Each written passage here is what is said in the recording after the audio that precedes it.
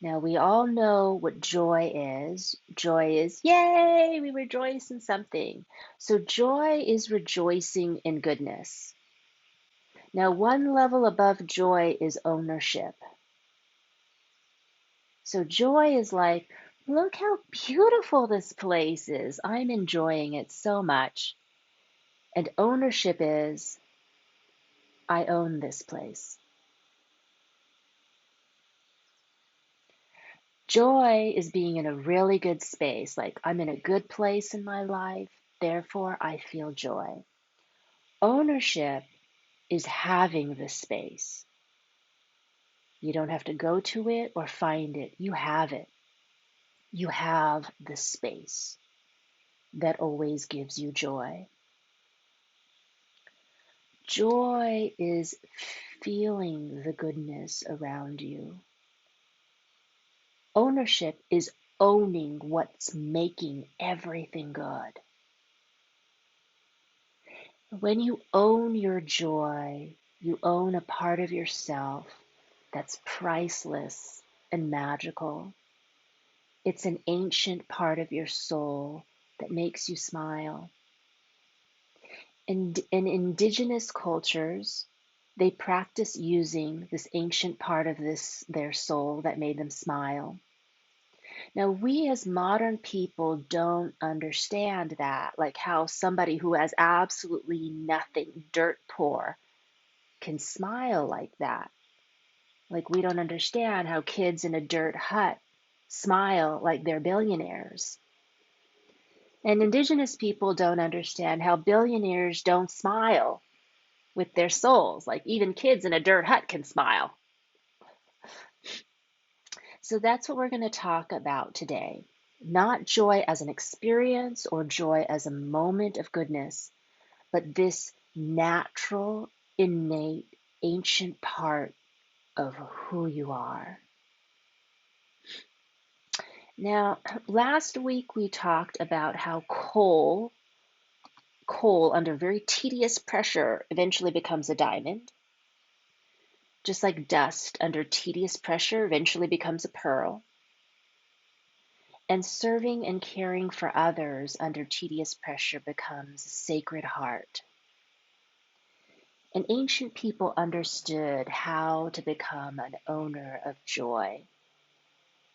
They realized that working hard with your bare hands, doing it yourself, creating something original of your own, under tedious pressure becomes joy, not the feeling of joy, the owning of joy. And that's why they handmade everything. The ancient Hawaiians would pound tree bark, kapa, into fabric cloth, and this took them weeks. And then they would also sculpt fish hooks from whale bones. They spent years memorizing sacred genealogy chants, and hours, days, weeks, months, years, decades. They spent doing repetitive manual labor by hand, by mouth, by memorization, until they were experts in their crafts.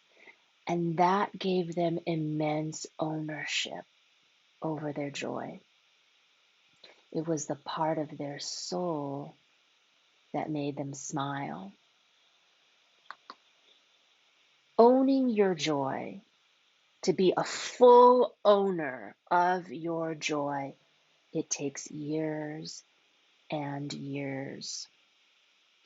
Just like making a diamond takes years and years.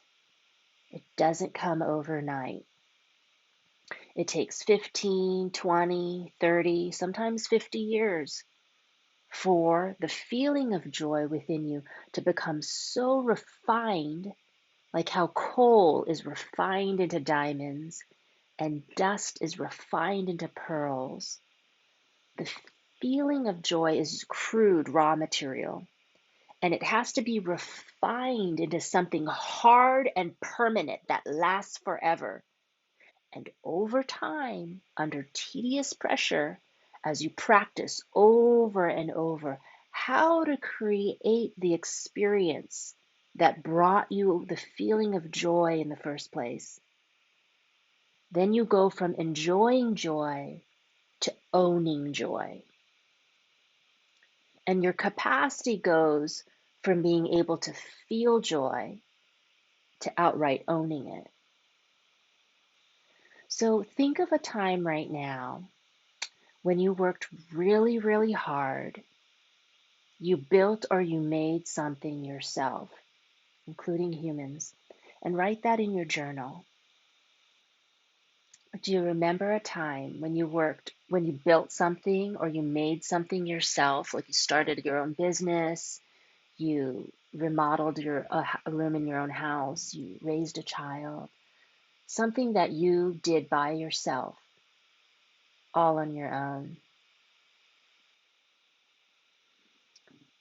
So we'll share in just a moment. So an example might be if you raised a child. Do you remember when that child graduated from elementary school or college or when they got married? And if you remember how proud and how happy you were, like why? It's because you didn't just feel joy, you felt ownership of that joy. Like you created it. This was years in the making. And every bit of that experience, every part of it was yours. It was Pono'i. And that's owning your joy. It's really, really having it, not just enjoying it, but having it.